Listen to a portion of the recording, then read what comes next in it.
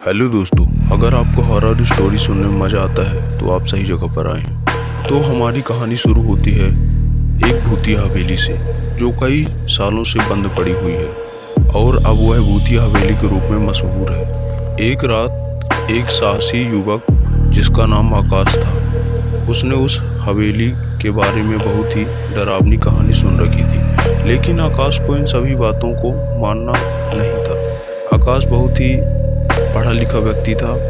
एक दिन वह अपने दोस्तों के साथ उस भूतिया हवेली में जाने का प्लान बनाता है और उस भूतिया हवेली के रहस्यों के बारे में जानकारी प्राप्त करने की सोचता है। लेकिन आपको क्या लगता है कि भूत होते हैं या नहीं?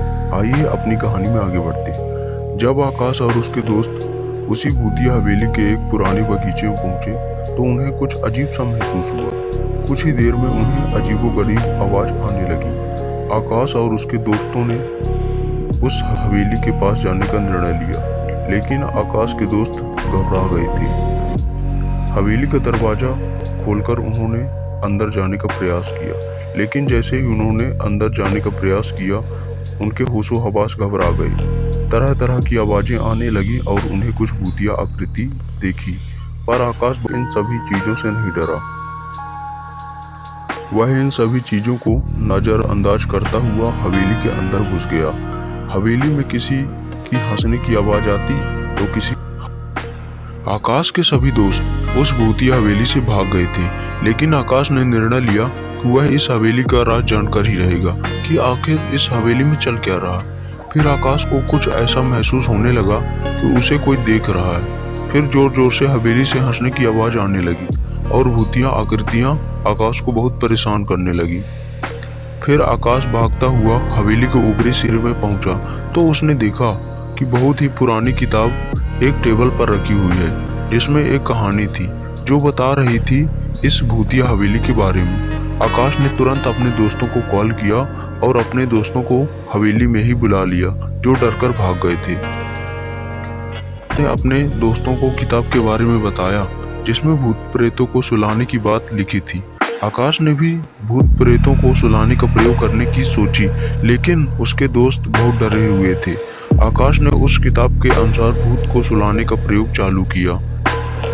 आकाश ने पहले मोमबत्ती जलाई, फिर अपने हाथ की थोड़ी सी उंगलियां काटी और अपने खून को उस जलती हुई मोमबत्ती में दिखाने लगा। जैसे ही आकाश ने ऐसा किया, उसके सामने बहुत सारे भूत मंडराने लगे। आकाश को समझ में नहीं आ रहा था कि वह क्या करे, पर वह बहुत साहसी था। आकाश के सामने एक भूत आकर खड़ा हो गया, जिसकी आंखें लाल थीं और उसके मुंह से खून टपक रहा था। फिर भूत ने उससे कहा, तुम गलत जगह पर आ गए हो, अब तुम यहाँ से नहीं जा सकते हो। फिर आकाश ने जवाब दिया कि मैं कोई इंसान नहीं, मैं एक भूत हूँ। भूत ने हंसते हुए कहा, अच्छा तुम एक भूत हो, तुम मुझे मार कर दिखाओ। अगर तुमने मार कर मुझे दिखा दिया, तुमने मुझको हरा दिया, तो मैं तुम्हें यहाँ से जाने दूंगा।